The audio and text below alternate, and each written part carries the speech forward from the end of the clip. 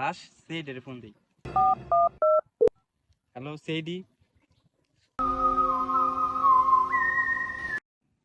দয়া, এই জায়গা পুরাটা সাইজ করো, কিছু না কিছু সূত্র পাওয়াই যাব।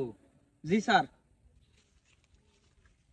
অভিজিৎ, দেখো লাশের কাছে কিছু পাওয়া যায় নাকি, সার্চ করো। Yes sir. স্যার স্যার আমিও চেক করি। আচ্ছা তুমিও চেক করবা, যাও চেক করো।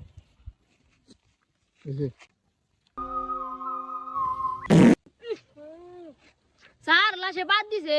না আসো,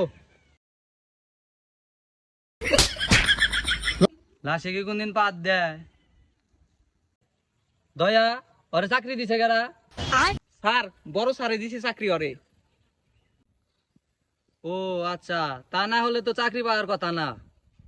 এখানে আসো। দয়া, তাহলে কি কারণে ওর মৃত্যু হতে পারে দেখো তো একটু। স্যার আমি দেখতাছি তেলে। স্যার স্যার স্যার আমি জানি কি কারণে আর মৃত্যু হয়েছে। দয়া, ও এত হাই ভোল্টেজে কথা বলে কেন?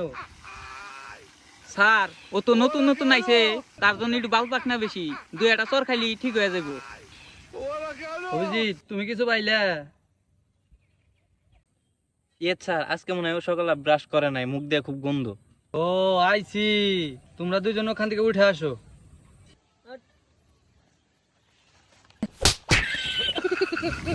দয়া, এই দুইটা চাকরি কালকে নোট করে দেবা। ঠিক আছে স্যার।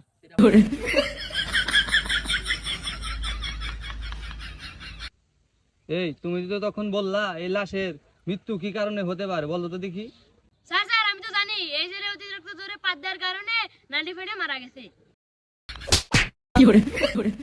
দয়া, এক্ষুনি আমার চোখের সামনে দিকে ওরে সরাও। স্যার স্যার স্যার এত উত্তেজিত হইন না, সব ঠিক হয়ে যাবো। ও আইসি, ওকে। অভিজিৎ, এই লাশটাকে এখনই ডাক্তার শালকের কাছে পাঠানোর ব্যবস্থা করো। ওকে স্যার, লাশটা এখনই পাঠানোর জন্য ব্যবস্থা করতেছি। এই আসো। লাশ এসব পাত দিল আর স্যার আমারে মারলো। স্যার স্যার স্যার লাশে আবার পাত দিছে।